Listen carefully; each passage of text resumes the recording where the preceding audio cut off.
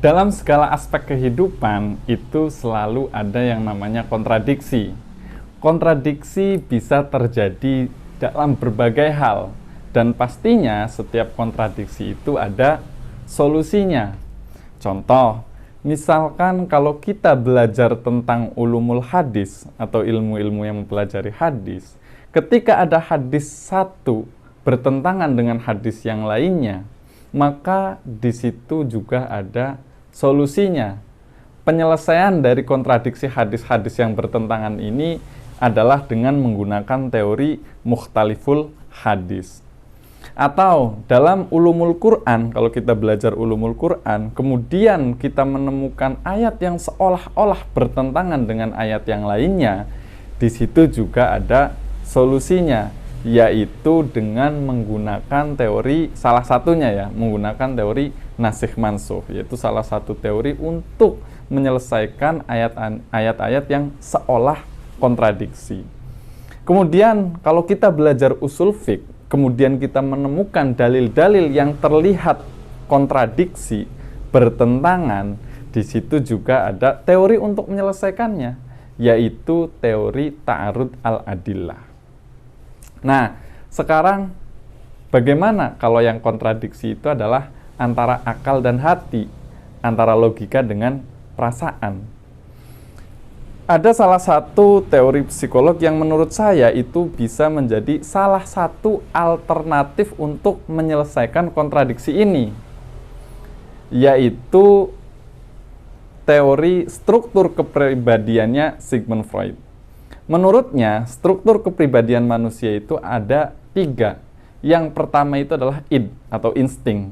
Yang kedua itu adalah ego atau reality. Dan yang ketiga itu adalah ada superego, morality. Yang pertama itu adalah id. Id merupakan hal yang mendasari personality seseorang, bahwa id itu dapat direpresentasikan sebagai kebutuhan dasar alamiah manusia, seperti makan, minum, dan seks. Nah, id itu bekerja dengan menganut prinsip kesenangan.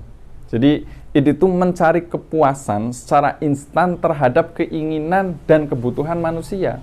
Kalau misalkan keinginan dan kebutuhan itu tidak terpenuhi, maka seseorang bisa menjadi tegang, cemas, bahkan marah. Saya ambil contoh misalkan sedang acara buka bersama di sebuah kafe atau di sebuah hotel. Kemudian Pak Suher, kita ambil contoh namanya Suher misalkan. Pak Suher itu haus, akan tetapi air yang di gelasnya itu, minuman yang di gelasnya itu sudah habis. Daripada dia menunggu pelayan memberikan minuman lagi, ternyata di seberang sana, di meja sebelah, itu ada minumannya Pak Dimas yang belum diminum. Nah, akhirnya Pak Suher mengambil air minumnya Pak Dimas, padahal itu bukan haknya. Itu contoh id. Jadi memang insting dasar manusia itu kan seperti hewan ya. Kata al-insanu hayawanun natik. Sebenarnya manusia itu juga hewan, hanya saja hewan yang bisa berpikir. Kalau pikirannya sudah hilang, maka ya tinggal hewannya saja. Nah, tadi karena insting tadi dia haus, butuh minum, maka dia akan mengabaikan akibat dari tindakannya itu. Yang penting itu adalah keinginannya itu terpenuhi. Jadi langsung ambil saja. Itu yang pertama. Yang kedua itu adalah ego atau reality. Jadi ego itu berurusan dengan kenyataan atau realitas. Jadi ego ini berusaha memenuhi keinginan id yang tadi dengan cara yang dapat diterima secara sosial. Misalnya dengan menunda kepuasan atau membantu menghilangkan ketegangan yang dirasakan id ketika keinginannya itu tidak segera dipenuhi. Kayak tadi misalkan sudah haus banget, tapi gimana caranya? Ego itu bekerja bagaimana caranya ketika id ini tidak terpenuhi, dia mengurangi ketegangan atau keresahan atau kegelisahan. Jadi ego itu mengerti bahwa orang lain juga memiliki kebutuhan dan keinginan. Itu ego. Dalam contoh tadi, misalkan Pak Suher haus, Tapi dia tahu bahwa pelayan itu akan datang kemudian dia memberi minuman lagi. Jadi dia lebih memilih untuk menunggu pelayan meskipun ada keinginan besar karena rasa haus yang mendesak. Tapi dia lebih memilih menunggu pelayan daripada mengambil minum dari gelasnya Pak Dimas yang ada di meja sebelahnya misalkan. Itu ego. Nah, yang ketiga itu ada namanya superego. Kalau superego ini merupakan aspek moral dari suatu kepribadian yang didapat dari pengasuhan atau nilai-nilai, norma-norma yang ada di lingkungan hidupnya. Jadi superego itu lebih didasarkan pada morality ya, kayak tadi, karena superego itu morality, moral. Jadi moral atau nilai-nilai norma-normal yang membekas dalam kepribadian seseorang tentang penilaian tentang benar atau salah. Itu superego. Nah, terkadang meskipun superego dan ego dapat mencapai keputusan yang sama tentang sesuatu, akan tetapi alasannya berbeda. Kalau superego itu alasannya untuk alasan untuk mengambil keputusan itu lebih didasarkan pada nilai-nilai moral. Seperti tadi, superego itu kan morality. Sedangkan ego dalam mengambil keputusan itu lebih didasarkan pada apa yang dipikirkan oleh orang lain. Dia mengerti bahwa orang lain juga memiliki kebutuhan dan keinginan. Nah, masih dalam contohnya Pak Suher tadi misalkan, id itu mengatakan seperti ini, id, itu ada gelasnya Pak Dimas, minum aja, kamu haus kan? Itu kata id. Kalau kata ego, sabar, tunggu pelayan aja. Karena apa? Pak Dimas juga butuh minum. Itu kata ego. Kalau super ego, jangan. Kalau kamu mengambil gelasnya Pak Dimas, jelas itu salah. Jadi antara id, ego, dan super ego itu memiliki aspeknya masing-masing. Nah, tidak jarang dalam diri manusia itu sering terjadi konflik atau kontradiksi antara id dan superego.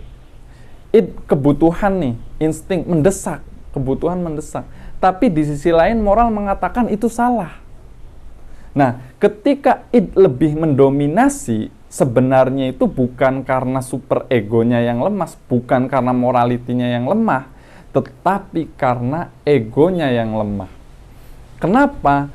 Karena sebenarnya ketika id dan ego ini kontradiksi, yang bisa menyelesaikan antara kontradiksi antara id tadi, insting keinginan, dengan superego morality, itu ada yang di tengah-tengah namanya ego tadi, reality. Kuncinya itu ya di egonya itu. Jadi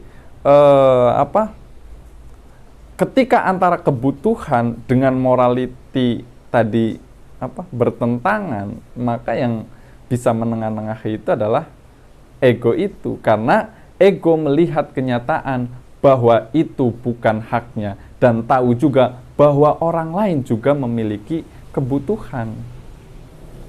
Nah, dalam konsep struktur kepribadiannya Sigmund Freud ini, id, ego, superego itu bekerja sama dalam menciptakan pola perilaku manusia.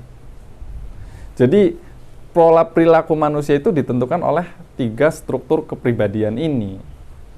Oke, sekarang kalau misalkan kita aplikasikan dengan struktur kepribadian ini dalam korelasinya tadi, konflik antara logika dengan perasaan.